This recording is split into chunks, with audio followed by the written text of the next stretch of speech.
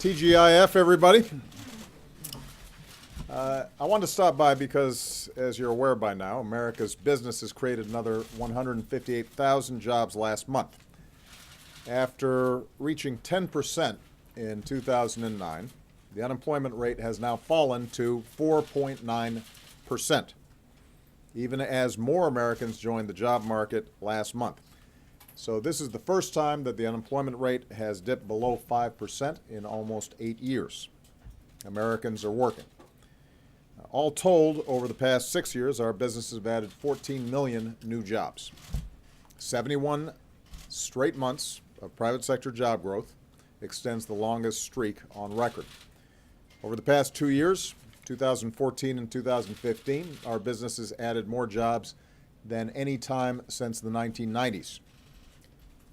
Most importantly, this progress is finally starting to translate into bigger paychecks. Over the past 6 months, wages have grown at their fastest rate since the crisis, and the policies that I'll push this year are designed to give workers even more leverage to earn raises and promotions.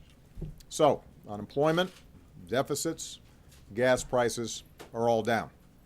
Jobs, wages, and the rate of the insured are up.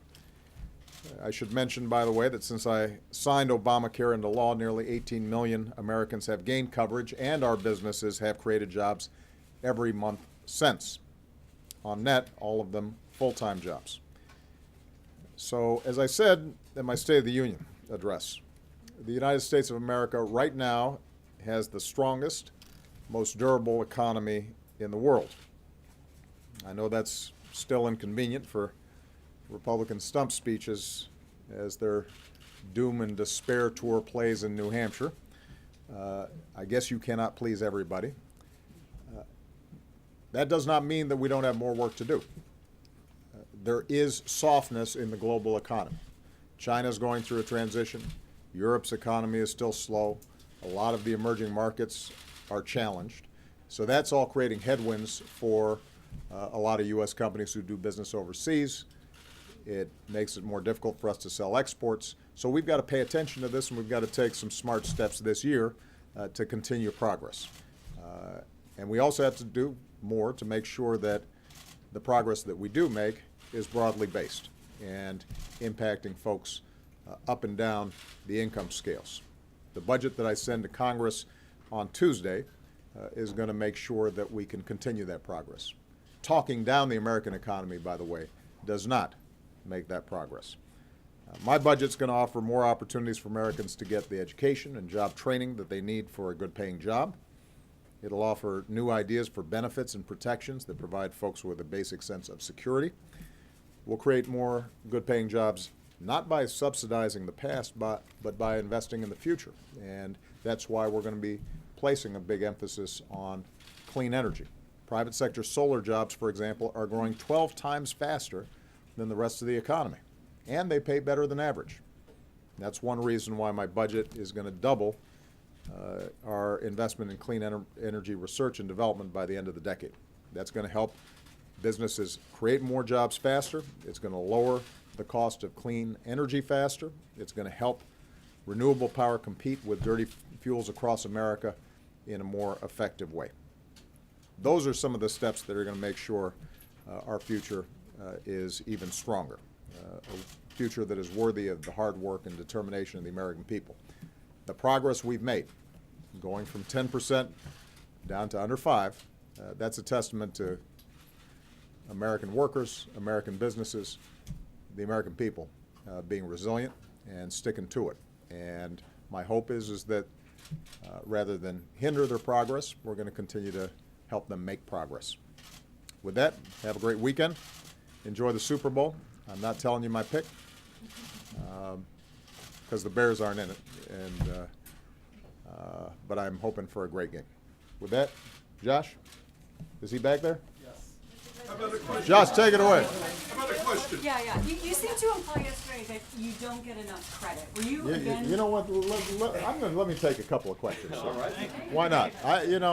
Just what the heck? It's I'm in a good Friday. mood. It's Friday. It's Friday. Throw us. Go ahead. Okay, so You were implying yesterday, in a joking way, that you don't get enough credit. Well, for this is when I was talking with the Warriors. With the Right, Warriors. right. Okay, so were you again referring, as you did just now, to Republicans and their message, which you could say could be expected during an election?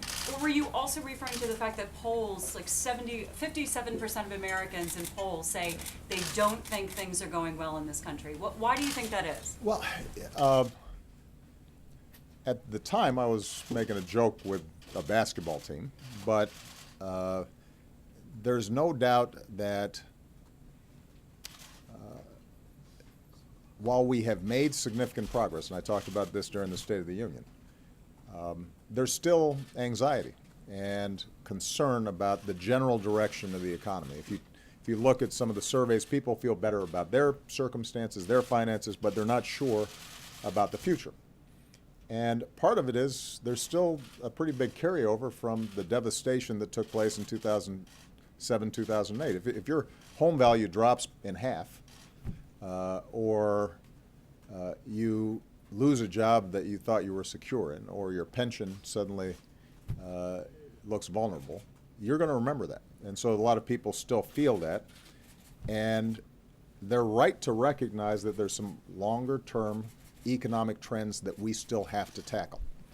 That the economy is more dynamic, and it churns faster, and the pressure on companies to maximize short-term returns, oftentimes at the expense of long-term investment, the lack of loyalty sometimes to workers who've built those companies and are threatened to be laid off, the fact that wages and incomes up until the last 6 months haven't gone up as fast as corporate profits have, or benefits at the very top. All those things people feel and they experience. And so even though they know things are better, they're worried, where are we going? And I think so I think that the argument I'm making here, and will continue to make during the course of this year, is we should be proud of the progress we've made.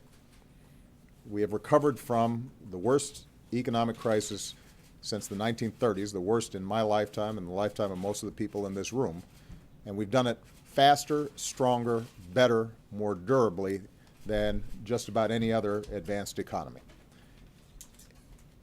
Had we adopted some of the policies that were advocated by Republicans over the last 4, 5, 6 years, we know that we probably would have done worse, and we know that because a lot of European countries adopted those policies, and they haven't yet gotten to the same place they were before the crisis. So evidence, facts are on our side, and this jobs report gives you one more indication that the facts are on our side. I think that it is important for us then to understand, how do we take the next step and make people feel more secure and feel more confident about the future.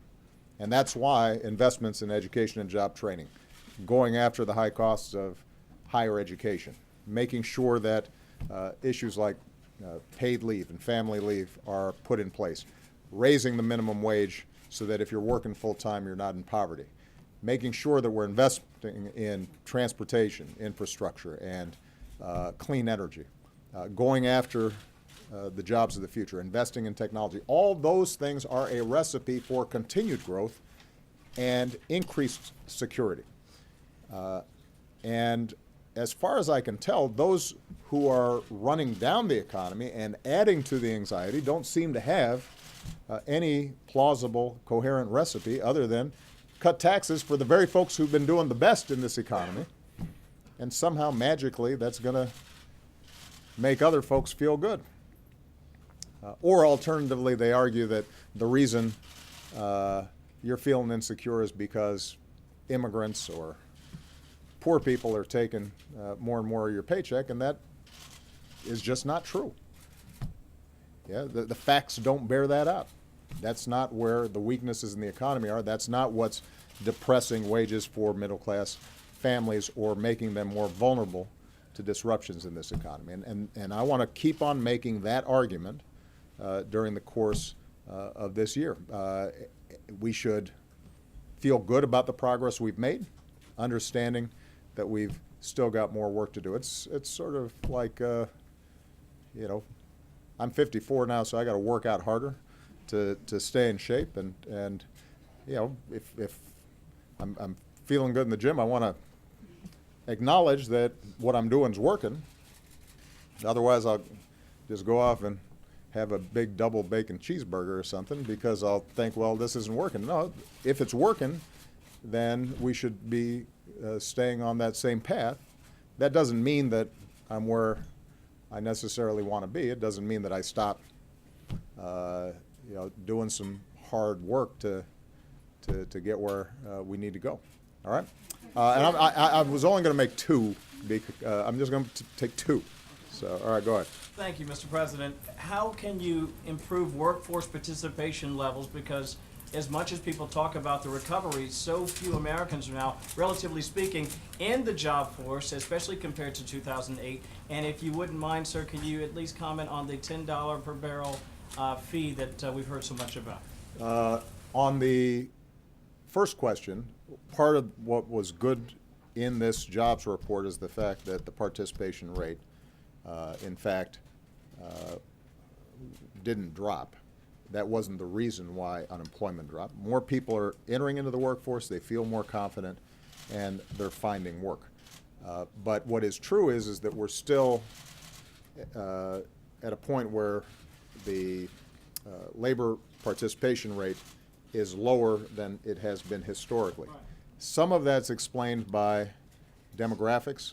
The population's getting older, and so you would expect that there is some decline, but it's not fully explained by Americans getting older. Some of this is still the hangover from what happened in 2007, 2008.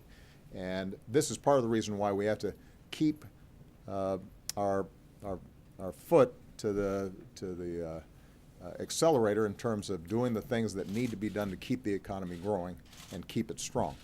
We should not let up from the progress that's been made so that the labor market continues to tighten. People feel more confident that if they go out and look for work, that they can find it. There are particular cases where some folks have just been out of the labor market for a long time and may not be equipped for the jobs of today. And that's where we've got to target some special efforts. I get a lot of letters from middle-aged workers who got laid off, aren't confident about their current skills, and so have not yet re-entered the workforce. They need to get retrained. And so that's a special group of folks in their late 40s, early 50s, still far away from retirement, but feel like they can adapt. Obviously, there are young people, high school dropouts, folks in both rural communities and inner cities that just came of age right in the middle of this terrible recession and haven't gotten attached to the labor market yet. And so we've got to make special efforts to figure out how do we get them into job training programs or community college and allows them to get some skills. So there's a wide set of strategies we can take on that, but it's going to it's going to require overall, though, a strong labor market for them to feel like it's worth it to make these efforts, and we want to keep making sure that the labor market is as strong as possible. With respect to oil and energy, I'll probably make a larger speech about that and the direction that we need to go on this. The basic proposition is that right now gas is $1.80, and gas prices are expected to be low for a while, for the foreseeable future. That overall can be a good thing for the economy. But what is also important is that we use this period where gas prices are low to accelerate a transition to a cleaner energy economy, because we know that's not going to last.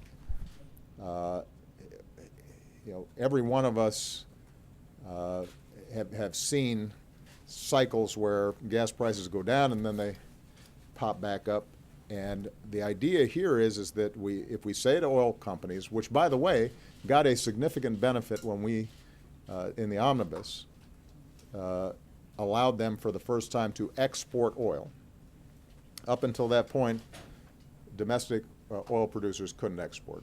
So if we say to them now, all right, oil companies, we know that you're having to retool, we know that prices are low right now, you're allowed to export, but what we're also saying is that we're going to provide, we're going to impose a tax on a barrel of oil, imported, exported, so that some of that revenue can be used for transportation, some of that revenue can be used for the investments in basic research and technology that's going to be needed for the energy sources of the future.